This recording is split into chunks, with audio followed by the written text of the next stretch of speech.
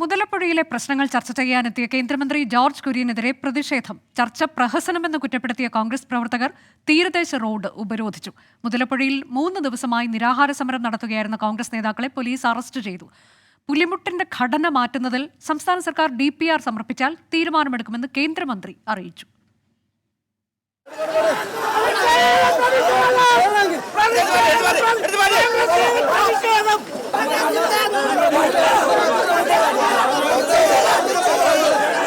മത്സ്യത്തൊഴിലാളികളും harbour engineering വകുപ്പിലെ ഉദ്യോഗസ്ഥരും പങ്കെടുത്ത ചർച്ചയിൽ BJP പ്രവർത്തകരെ മാത്രം ക്ഷണിച്ചതിലാണ് കോൺഗ്രസ് ആദ്യം എതിർപ്പുയർത്തിയത്.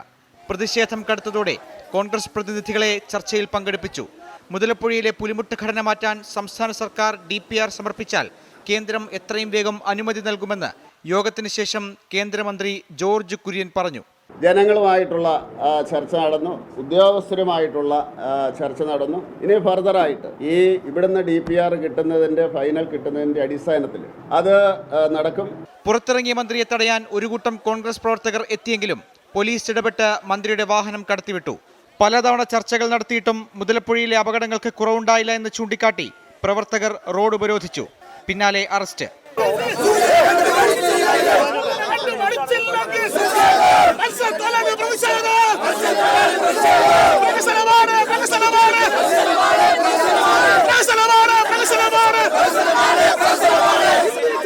വെറും ചർച്ച പ്രഹസനമാണ്.